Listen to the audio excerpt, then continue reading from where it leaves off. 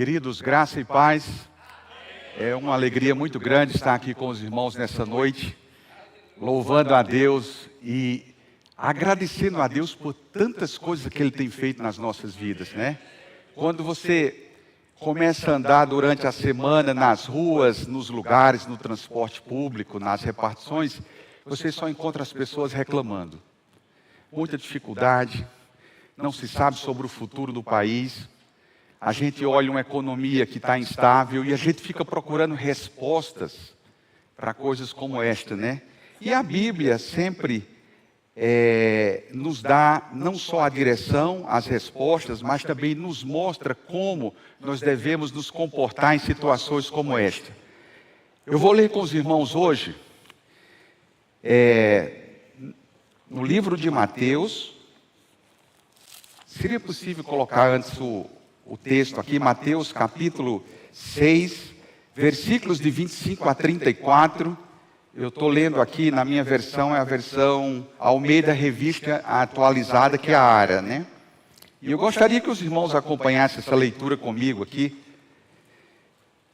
Tá?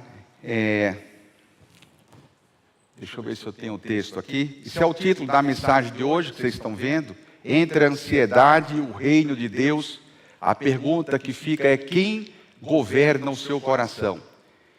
Quem recebe as maiores prioridades na nossa vida? A ansiedade ou o reino? Isso tem uma diferença muito grande na forma como nós encaramos a vida, os problemas, as dificuldades, porque biblicamente você vai ver que o grande desejo de Deus é nos conduzir como um pai, para que nós como filhos estejamos na direção certa, no movimento certo, com as respostas certas, todas as vezes que nós nos enfrentamos as dificuldades na vida. Então, a Bíblia diz assim, eu vou ler aqui, os irmãos por favor acompanhem, Mateus 6, de 25 a 34. Por isso vos digo, não andeis ansiosos pela vossa vida, quanto ao que haveis de comer ou beber, nem pelo vosso corpo, quanto ao que haveis de vestir. Não é a vida mais que o alimento, e o corpo mais do que as vestes? Observai as aves dos céus, não semeiam, não colhem, nem ajuntem celeiros, contudo o vosso Pai Celestial as sustenta. Porventura não valeis vós mais do que as aves? Qual de vós, por ansioso que esteja, pode acrescentar um côvado ao curso da sua vida? E por que andais ansiosos quanto ao vestuário? Considerai como crescem os lírios do campo. Eles não trabalham nem fiam. Eu, contudo, vos afirmo que nem Salomão, em toda sua glória, se vestiu como qualquer deles. Ora, se Deus veste assim a erva do campo, que hoje existe e amanhã é lançada no forno, quanto mais vós, homens de pequena fé. Portanto, não vos inquieteis dizendo que comeremos, que beberemos, ou com que nos vestiremos, porque os gentios é que procuram todas estas coisas, pois vosso Pai Celeste sabe que necessitais de todas elas. Buscai, pois, em primeiro lugar, o reino de Deus e a sua justiça, e todas estas coisas vos serão acrescentadas. Portanto, não vos inquieteis com o dia de amanhã, pois o amanhã trará os seus cuidados, basta ao dia o seu próprio mal. Que Deus abençoe a leitura da sua palavra. Feche os seus olhos agora, Pai querido. Nós te pedimos que o Senhor abençoe tanto a entrega como a recepção da palavra, Senhor. Que nada se perca neste lugar. Que todo pensamento esteja cativo à obediência de Cristo. E que tudo aquilo que o Senhor planejou para este dia, para esta noite, que o Senhor realize através do teu Espírito operando através de nós, para que sejamos todos abençoados neste lugar. Abençoa as nossas vidas. Abençoa aqueles, ó Deus, que estão ouvindo esta mensagem agora por meio do canal na internet, Senhor. São pessoas que precisam da tua graça e da tua misericórdia. E que a tua mão abençoadora se mova em direção a cada um deles. E os abençoe de uma forma extraordinária nesta noite. Esta é a nossa oração e o nosso desejo, no nome precioso de Cristo Jesus. Amém, amém e amém. Muito bem, vamos voltar aos slides aqui, originais. É interessante, irmãos, como nós estamos vivendo numa situação, numa sociedade de ansiedade, né? As pessoas andam tão ansiosas. Só para vocês entenderem, o Brasil recebeu o título no ano de 2019 como o país mais ansioso do mundo. E isso foi uma declaração de uma ordem mundial que veio analisar os nossos irmãos brasileiros.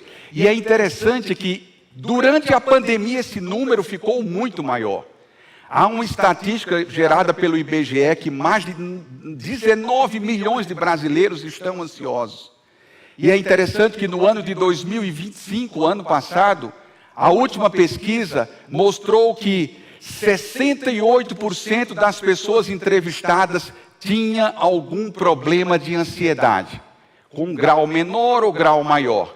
E quando você vai levando isso para os jovens, que estão agora sem saber como olhar para o futuro, os jovens, mais de 36% dos jovens entrevistados, eles demonstram que têm ansiedade por alguma coisa na vida. E essa ansiedade vai corroendo o nosso coração, vai nos limitando muitas vezes. Nós nos tornamos agressivos com as pessoas, falamos de uma forma sem perceber, estamos com uma atitude agressiva para com as pessoas. Estamos com uma compulsão muito grande. Nós compramos o que não precisamos com o dinheiro que não temos para mostrar a quem não quer ver. Então o problema é grande demais. E Jesus Cristo se preocupava com isso. Porque se você olhar o Sermão da Montanha, capítulos 5, 6 e 7 de Mateus, no capítulo 5, Jesus falou sobre as bem-aventuranças. No capítulo 6, ele fala sobre a oração, ele fala sobre o jejum, ele fala sobre esmolas, ele fala sobre dízimo, ele fala sobre o futuro, ele fala também que nós devemos ajuntar tesouros nos céus, e depois ele entra na parte de uma vida cheia de ansiedade, para tratar esse problema. E é um problema muito grande, que nós, se você olhar aqui, por exemplo, tem algumas... Você pode dar uma olhada aqui, algumas crises que nós enfrentamos. A primeira crise que você enfrenta, que nós enfrentamos, é a crise de identidade e confiança.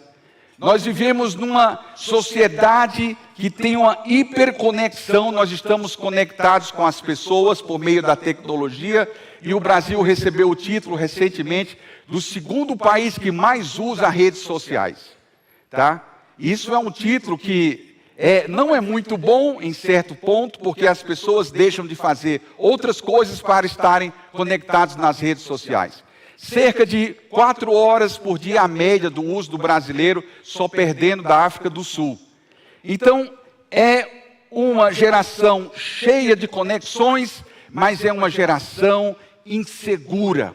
É uma geração que não sabe pensar no futuro. Não tem projeção para o futuro. Se você chega numa universidade, eu chego, por exemplo, na Unicamp e digo assim: quais são os seus planos daqui 5 anos? 5 anos? Eu não tenho plano nem daqui 2 semanas, a pessoa diz. As pessoas não têm planos para o futuro. Então as pessoas estão nesse problema muito grande. E a era da ansiedade é paralisante. É impressionante como as pessoas estão paralisadas por meio da ansiedade. Você chega, por exemplo, eu converso com alguns médicos de plantão em hospital, diz assim: a pessoa diz que está muito ansiosa, que dói aqui, dói ali. A gente faz uma bateria de exames, diz: você não tem nada. Aí a pessoa: eu não tenho nada. Fica bom na hora assim, ó. É a ansiedade dominando o coração dessas pessoas. Estão mais com a direção no controle do que com os olhos em Cristo. O controle leva as pessoas a pensarem: eu vou conseguir tudo. O controle leva a pessoa a dizer: eu sou autossuficiente. Eu não preciso da ajuda de ninguém, portanto, não preciso também da ajuda de Deus. E algumas pessoas pensam dessa forma, né, que não precisa da ajuda de Deus, porque o controle acha que essa pessoa vai conseguir todas as coisas. Aí você vê aqui, ó, a crise de identidade. Nós esquecemos, irmãos, da coisa mais importante, que somos filhos de um Pai que sustenta o cosmos. Você sabe o que é isso? Você sabe o que é um universo como este, regido por leis físicas? Nada sai do seu controle, porque a mão de Deus está em cima, sobre essas coisas, e por baixo, sustentando todas as coisas. O Deus que sustenta o cosmos é o mesmo Deus que sustenta você quando você passa pela tribulação. E eu posso dizer para você hoje que a tribulação e a turbulência não duram uma viagem toda. É um período. Você está só passando, e você não está passando só, porque o mesmo Deus das montanhas é também o Deus dos vales. Ele vai com você em cada situação para tirar você de lá, porque Ele é o Pai querido e maravilhoso. É assim que Jesus ensina no Sermão da Montanha: vosso Pai Celeste cuida de todas as coisas. Ele sabe de todos os detalhes. A Bíblia diz que Ele sabe até quantos cabelos tem na sua cabeça. Ele sabe o seu amanhã. O salmista no Salmo 139 disse: a palavra nem me chegou à língua ainda, mas Tu, Senhor, já sabes de todas as coisas. Tu sabes quando eu me assento, Tu sabes quando eu me levanto, Senhor. De longe penetras nos meus pensamentos. Tal conhecimento é elevado demais para mim, Senhor. Eu não consigo entender essa grandeza. E no meio dessa ansiedade toda, a mão de Deus continua trazendo ordem no caos. Isso é muito importante. A mão de Deus continua trazendo ordem no caos, para mostrar que Ele continua sendo o Deus que sustenta o cosmos e o mesmo Deus que sustenta a sua vida. Louvado seja o nome do Senhor. E tem mais um ali, ansiedade e prioridades. Quais são as suas prioridades no reino? Nós queremos consumir. Jesus conversa aqui com as pessoas e começa a mostrar algumas prioridades. E os sintomas são grandes, os sintomas emocionais: preocupação excessiva, medo irracional, sensação de que algo nunca vai acontecer. Tem os problemas físicos, pessoas que têm tontura exagerada, náuseas, tensão muscular, ataque cardíaco. Isso é tudo consequência de uma vida de uma pessoa que está sendo massacrada e dominada pela ansiedade. E aí a gente precisa entender que nessa era da ansiedade, da hiperconexão, Deus continua sendo o mesmo. Quando as pessoas chegavam para Lutero e diziam: agora, na hora da tribulação, Lutero, o que você faz? Ele diz: todas as vezes que eu enfrento a tribulação, eu canto o Salmo 46. Porque mesmo que as águas tumultuem e espumejem, e os montes se abalem nos seios dos mares, Deus continuará sendo o meu refúgio e fortaleza. Ele não vai mudar por causa disso. E nós temos que ter essa confiança no futuro. A ansiedade é, no fundo, uma crise de paternidade, de prioridade. E nós precisamos entender que Jesus nos pede não para sermos irresponsáveis, mas para sermos filhos atentos aos ensinamentos da palavra de Deus para as nossas vidas. E aqui nós aprendemos algumas lições nesse texto. A primeira lição é o cuidado paternal de Deus. O cuidado paternal de Deus. Irmãos, que coisa interessante. Dá uma olhada ali, ó, né? A base da nossa calma, irmãos, não é a ausência de problemas. Não. A ausência de problemas fosse assim, dificilmente a gente ia ter calma, né? A gente sempre tem problemas para resolver. Mas a base não é isso. A nossa base é importante que a gente entenda que o Pai Celestial, Jesus olha e fala aqui no Sermão do Monte, nos versículos, por exemplo, 26, ele diz assim, no versículo 26, olha as aves dos céus, não semeiam, não colhem, nem ajuntem celeiros, contudo, vosso Pai Celeste as sustenta. Depois, no 32, ele volta a dizer, vosso Pai Celeste sabe que necessitais de todas as coisas. O Pai está presente. E como isso é interessante, irmãos. Como é interessante a presença do Pai, né? Na hora de suprir as nossas necessidades. O meu pai me falava muito de um missionário inglês chamado George Miller, que era conhecido como o homem que teve o maior número de orações respondidas. E Miller cuidava de alguns orfanatos na Inglaterra. E ele nunca pediu dinheiro a ninguém. Ele sempre tinha os mantenedores que vinham por causa daquele trabalho maravilhoso. E um dia, de manhã, disseram assim: Miller, hoje não tem nada para oferecermos para as crianças. Ele disse: então mande elas sentarem à mesa que Deus vai providenciar. Olha a convicção de Miller. Sentaram à mesa e ele começou a orar. Ele disse assim: eu vou orar, porque até agora o café da manhã não chegou, mas Deus está mandando. Está chegando. Então fecha os olhos todo mundo. Ele começou a orar. Ele disse: Senhor, esse orfanato é teu. Essas crianças são tuas. Eu vivo debaixo de uma promessa, de um Pai Celestial que me livra das ansiedades e que supre as minhas necessidades para a glória do teu nome. Abençoou os meninos, terminou a oração, começou a conversar com eles. Daqui a pouco disseram assim: bateram na porta aí, Miller, para você ir atender. Quando ele chegou lá, tinha um caminhão-baú enorme. Disseram assim: olha, é o seguinte, o motorista disse: esse caminhão-baú quebrou agora, ele está transportando muito queijo, leite e iogurte aqui, nós vamos perder tudo. E eu liguei lá na empresa, eles disseram assim: procure um orfanato aí, vocês entregam tudo isso aí para eles. E naquela hora foi, Deus abasteceu por vários dias aquele orfanato. Então Deus faz assim, tá? Às vezes a gente se preocupa com o tamanho da oração. E Deus se preocupa com o seu coração, que vale muito mais para Ele. Eu já contei aqui para vocês, eu tenho uma tia que trabalhou 25 anos evangelizando índios lá no estado de Mato Grosso.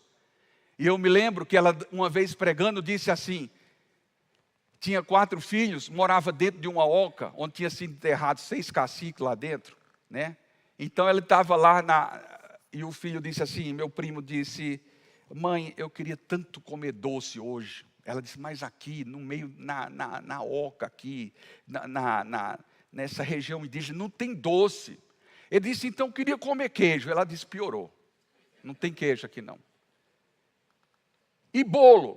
Também não. Aí ele já estava desanimando, ela disse assim: mas você pode pedir a Deus, e Deus pode mandar.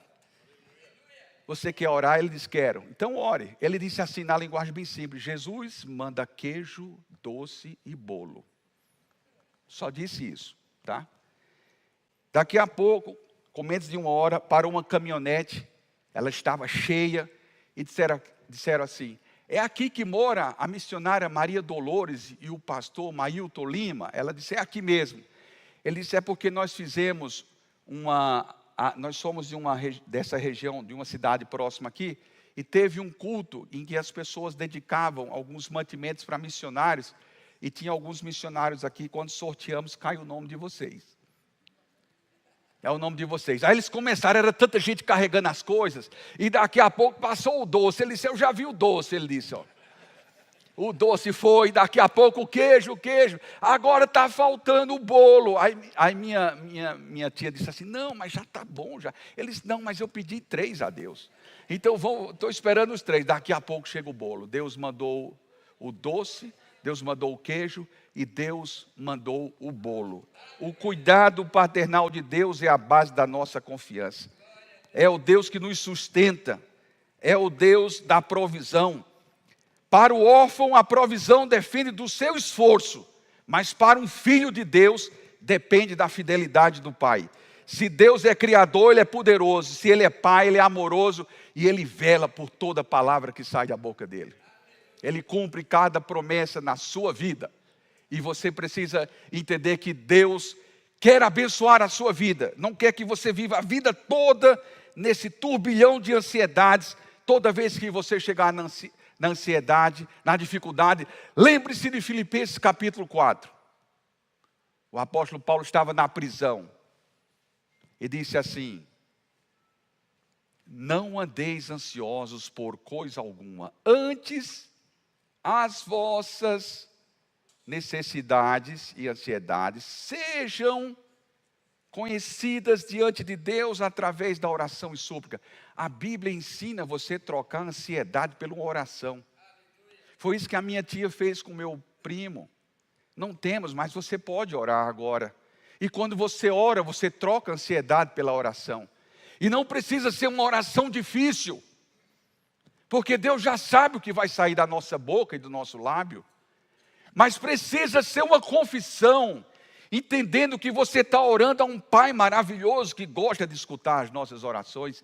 E eu gosto muito do Salmo 40, quando a Bíblia diz: esperei confiantemente no Senhor, Ele se inclinou para mim. Deus se inclinando no trono para ouvir a sua oração. Veja como você é importante, irmãos, diante de Deus. A sua vida é muito importante. Você ora, clama e Deus vai abençoar a sua vida. Esse é o cuidado paternal de Deus. Agora, tem aqui também outra lição que nós aprendemos: os detalhes do cuidado. As aves e os lírios. Olha que coisa interessante, irmãos. As aves dos céus não semeiam, não colhem. Eu tinha um professor que morou 5 anos na França. Ele dizia assim para mim: Stanley, na França, quando vai começar a esfriar, as pessoas colocam manteiga no telhado. Eu falei: manteiga no telhado? O que quer dizer isso? Os pássaros vão lá, beliscam a manteiga e aquecem o corpo. Os pássaros não pedem para as pessoas fazerem isso, mas a Bíblia diz que até os pássaros, Deus está cuidando deles. Deus está cuidando das aves. Elas não semeiam.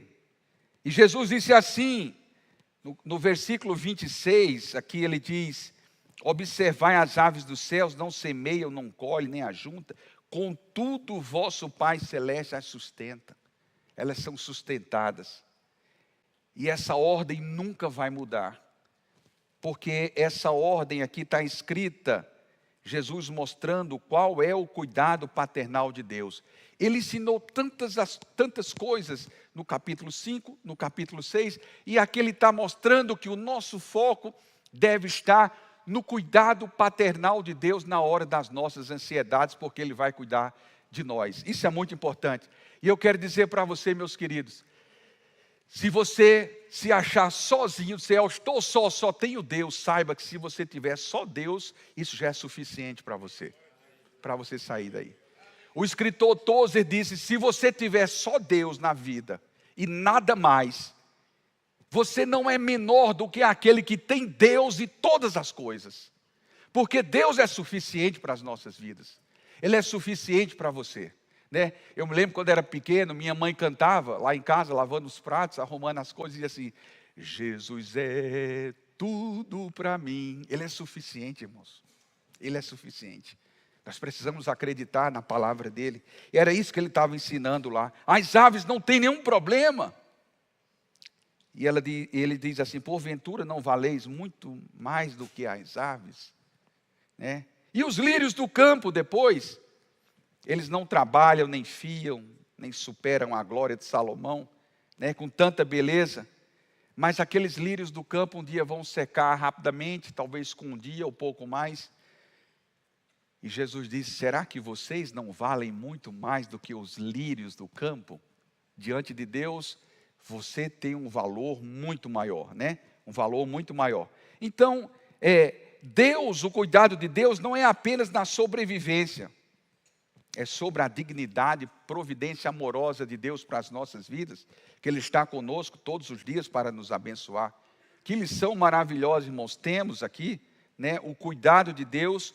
Primeiro, ele puxa para a teologia, observando Deus olhando os animais, Deus olhando o campo, e depois dizendo assim: Deus cuida de tudo isso, mas o homem, eu digo aqui o homem e a mulher como centro da criação divina, tem um cuidado especial de Deus, e Deus não vai deixar que nenhum deles passe a sua necessidade. Uma vez ouvi o pastor Alexandre Ximenes, lá no Nordeste, dizendo assim: Deus muitas vezes não vai lhe dar o supérfluo, mas o necessário Ele nunca vai deixar faltar. Ele vai lhe dar o necessário para que você viva e entenda que Ele é amoroso, é abençoador, e Ele vela por toda palavra que sai de sua boca. E daí, quando vimos isso aqui, no versículo 26, né? Jesus começa a falar agora um pouco mais sobre o fator da ansiedade, né? Aqui é o fator ansiedade, o contraste entre a fé e o medo. Ou você tem fé ou você tem medo, né? Ou você, a Bíblia diz assim que tem coisas que são contraditórias, são opostas. Por exemplo, o amor e o medo. A Bíblia diz no livro, na primeira carta de João, o amor lança fora o medo. No amor não existe medo. É isso que a Bíblia está dizendo aqui, tá? E essa ansiedade é muito grande, né? A ansiedade é muito grande. A preocupação e a ansiedade são inúteis para resolver os nossos problemas. A gente acha, de vez em quando eu encontro uma pessoa meio desesperada assim na empresa, e diz assim, mas eu estou muito preocupado, eu preciso resolver. Eu falei, não, peraí, senta aí, qual é o problema? É um problema simples, aparentemente, irmãos, quando eu olho. Mas a pessoa está tão preocupada em resolver, no controle, que perde a oportunidade de aprender outras coisas. Então fica muito no controle, né? Então, a inutilidade da ansiedade. Jesus diz aqui no versículo 27, qual de vós, por ansioso que esteja, pode acrescentar um côvado ao curso da sua vida? Se você ler esse mesmo versículo, na nova versão internacional, está dizendo assim, qual de vós, por ansioso que esteja, pode aumentar um dia a sua vida? A ansiedade não vai aumentar os seus dias. A ansiedade não vai trazer felicidade. A ansiedade tem uma matemática maluca. Ela rouba a sua paz, rouba a sua saúde e subtrai, sabe o quê? A sua longevidade, se você não tiver cuidado com essas coisas.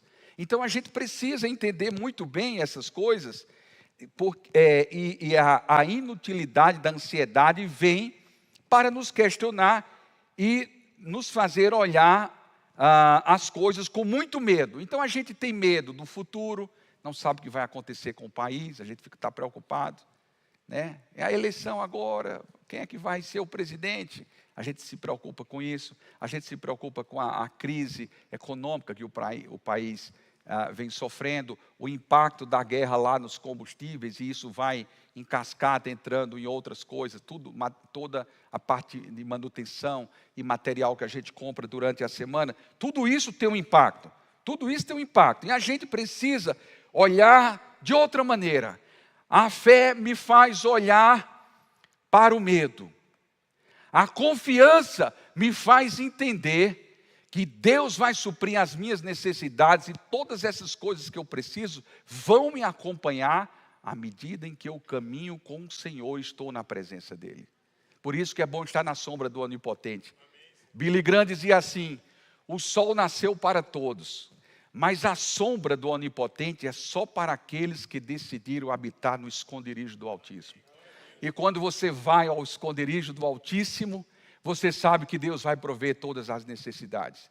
Deus vai cuidar de cada um de nós, né? Vocês lembram daquela música do Milad? Essa é uma música um pouquinho antiga, tá, irmãos? É no final da década de 80, início dos anos 90, que dizia assim, não tenha sobre ti um só cuidado qualquer que seja, pois somente um, seria muito para ti. E Deus diz para a gente assim, é meu somente, é meu todo o trabalho, e o teu trabalho é descansar em mim. Nós precisamos aprender a descansar no Senhor. É a soberania de Deus, né? O versículo enfatiza aqui o controle do tempo e da vida pertence a Deus e não pertence ao esforço humano. E é dessa forma que nós precisamos entender o controle de Deus nas nossas vidas. Muito bem, agora eu vou mostrar para vocês aqui, dá uma olhada nisso aqui. O medo representando a ansiedade aqui e a fé representando a confiança. De um lado você diz, o medo tenta controlar o incontrolável, que a gente não vai controlar. A fé diz assim, eu vou descansar no governo de Deus, que as promessas dele não vão falhar. O medo pergunta, e se tudo der errado no final? A fé afirma, o Senhor é meu pastor e nada me faltará. O medo produz paralisia e sintomas físicos. A fé produz prioridade e busca do reino de Deus na sua vida. O medo olha para a escassez de recursos. Não vai dar, vai faltar, eu não sei o que é que eu vou fazer. A fé diz, não, olha para a abundância do provedor. Não vai faltar nada, nada vai faltar. Ele tem todas as coisas em suas mãos. Tudo está organizado. Deus consegue colocar ordem no caos. Eu repito isso aqui, né? Porque quando a gente está naquele turbilhão de tantos problemas, tantas dificuldades, a gente não sabe nem como reagir. Tem gente que fica paralisado, mas Deus consegue, né? E isso é importante, entender o fator ansiedade, o contraste entre a fé e o medo. Deus tem controle sobre todas as coisas. Isso é muito importante. Se você ler, por exemplo, no Salmo 46, você encontra 2 versículos repetidos, o versículo 7 e o versículo de número 11, que diz assim: aquietai-vos e sabei que eu sou Deus, sou exaltado entre as nações e sou exaltado na terra. O salmista poderia ter parado ali, mas ele chama a atenção de novo. É Deus dizendo: aquietai-vos e sabei que eu sou Deus, serei exaltado entre as nações e serei exaltado em toda a terra. Esse é o cuidado de Deus. E saber que Ele está conosco, né? Eu me lembro uma vez ouvindo um pastor Batista, lá em Brasília, da Igreja Batista Filadélfia, né? Ele disse o seguinte, olha, esse pastor era psicólogo, ele tinha um doutorado em psicologia. Ele disse assim: toda vez que você está conversando com alguém, que essa pessoa começa a repetir muito as coisas, pode ser algum problema de ansiedade, pode ser algum problema de esquecimento, saiu dizendo um monte de coisa, tá? Saiu dizendo várias coisas.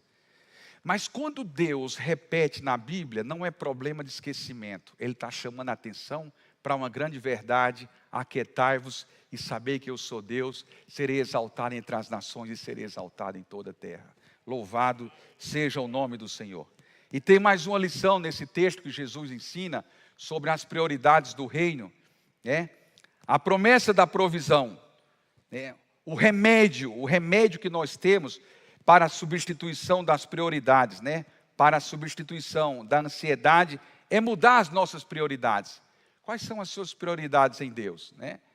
A gente não quer mais nem ler a Bíblia. Eu me lembro que um jovem ansioso uma vez conversava com meu pai e eu estava olhando assim de longe, depois de um culto, e o meu pai perguntou assim para ele: você tem uma Bíblia em casa? Ele disse: tenho.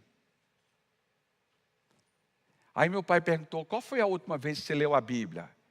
Aí ele parou, o pessoal disse: pastor, não tem a memória tão boa assim, tá?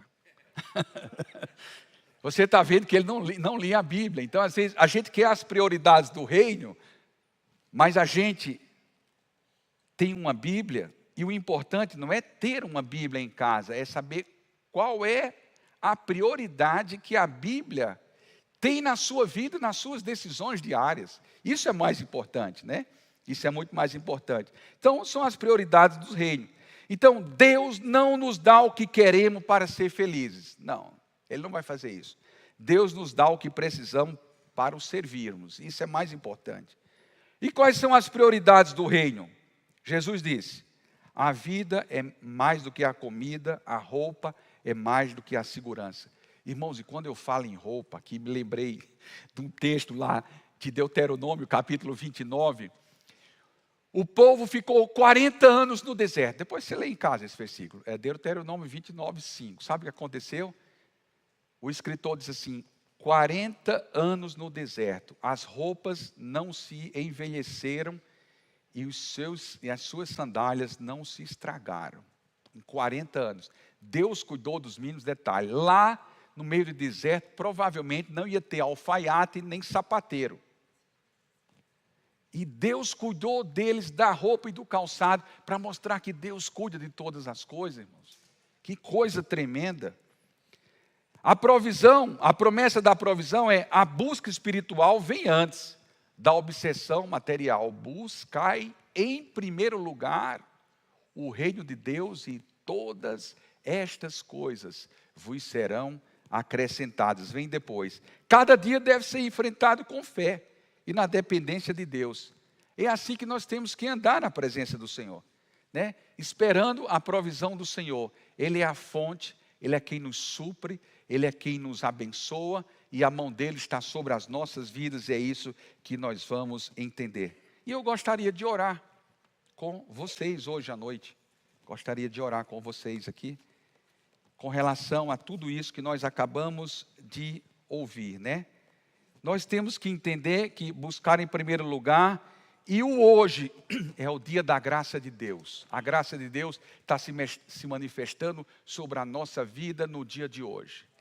E o melhor que aprendemos sobre a graça de Deus na vida é que ela é multiforme. Ela se manifesta de várias maneiras. Para alguns, em forma de cura. Para outros, é uma ansiedade que Ele vai remover nesta noite. Para alguns, é um filho. Talvez para o outro, seja o cônjuge. Não importa. A multiforme graça de Deus se manifesta quando a mão de Deus se move sobre a vida das pessoas. Nesta noite, a mão de Deus está se movendo sobre a sua vida, você que entrou aqui. Eu não sei qual é a sua ansiedade, não sei qual é a sua decepção, não sei qual é a sua dor, não sei qual é a sua turbulência, mas eu sei uma coisa, que Deus é suficiente para abençoar a sua vida. A graça de Deus não é para ontem, a graça de Deus é para hoje, é para agora. É por isso que Ele quer tocar a sua vida agora. Ele não quer que você volte daqui da mesma forma que você entrou. Você só vai voltar da mesma forma que entrou aqui se você quiser. Mas se você quiser tocar nele hoje, você vai ser curado. Se você tocar nele hoje, aquela porta complicada de amanhã, de terça, de quarta, Ele vai abrir hoje. Se você tocar nele hoje, Ele vai curar o seu filho. Se você tocar nele hoje, Ele vai resolver aquele problema no seu ambiente de trabalho. A Bíblia diz que a multiforme graça de Deus é derramada sobre nós. A prática da presença de viver o hoje. Basta cada dia o seu mal. Temos que ter confiança prática nas mãos do Deus vivo e poderoso, que honra a sua palavra, que quer nos abençoar. É o Deus que nos ama, que sabe a sua estrutura, sabe as suas necessidades e conhece o tamanho das suas dores. É esse mesmo Deus que está hoje aqui, por meio de Jesus, para tocar na sua vida. Você não pode sair daqui sem a bênção dele nesta noite. E eu quero orar por você. E quero lhe encorajar nesta noite a priorizar o reino. Priorize o reino, as coisas de Deus. Quando alinhamos nossas prioridades com as de Deus, as demais coisas deixam de ser um fardo, deixam de ser um peso, passa a ser uma consequência de uma viagem maravilhosa com o Senhor. E Ele está aqui para nos abençoar. O centro da nossa angústia passa, e é a consequência da nossa caminhada com o Senhor, com o Pai, que vai nos trazer esse alívio. E eu quero orar por você. Se você hoje à noite está com angústia, um problema, uma dificuldade, a Bíblia diz: lancemos sobre Ele toda a nossa ansiedade, porque Ele tem cuidado de vós. Você crê nisso? Quantos recebe essa palavra nessa noite? Quantos recebe? Amém. Glória a Deus. Se você tem algum problema, alguma dificuldade, vou pedir que você fique em pé. Coloque a mão no seu coração, que o coração é o centro das nossas decisões. Coloque a mão no seu coração, que eu vou orar por você agora. Nós vamos colocar a sua vida agora nas mãos que sustentam o cosmos, que sustentam o universo, que dá ordem ao caos e que vai trazer ordem ao seu coração nesta noite aqui. Louvado seja o teu nome. Pai querido, Tu és maravilhoso, Senhor. Tu és maravilhoso, Senhor. Tu és grandioso, Senhor. Aqui estão os Teus filhos na Tua presença. Eles entendem que o Senhor é suficiente para a vida deles. Que cada um deles é mais importante do que as aves, do que os campos, do que as vestimentas, aquilo que comemos ou bebemos. O Senhor vai nos honrar com tudo isso. Mas, Senhor, muitos aqui estão cansados, carregando um fardo grande, Senhor. Não porque querem carregar, talvez, Senhor, mas porque não descobriram ainda que as prioridades do reino precisam ser mudadas e ajustadas nessa noite.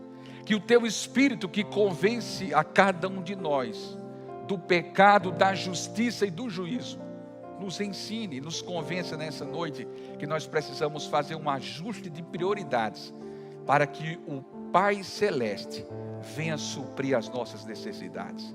Senhor, toca naqueles que precisam de cura, toca naqueles que têm um problema no ambiente de trabalho, toca na vida daqueles que estão buscando uma oportunidade de emprego, que o Senhor comece a abrir agora as portas, aquelas que nós nem muitas vezes imaginamos, mas o Senhor providencia tudo para a ordem do teu reino. Ó Deus, para aqueles que estão com diagnóstico, Senhor, um diagnóstico negativo, ensina, Senhor, que o controle de todas as coisas está na tua mão. Tu és o Deus de ontem, o de hoje e de eternamente, e a tua graça se manifesta hoje neste lugar. Vem com a tua mão, toca em cada vida, em cada coração, escuta a oração e o clamor do teu filho, ó Deus. E se for possível, Senhor, que o Senhor se levante do trono para atender os teus filhos neste lugar, e aqueles que estão ouvindo através do canal da internet, que sejam agraciados e abençoados por ti. Louvado seja o teu nome. Eu os abençoo de todo o meu coração e rogo que as mais ricas bênçãos do Senhor venham sobre eles agora, no nome poderoso de Jesus. Amém, amém e amém.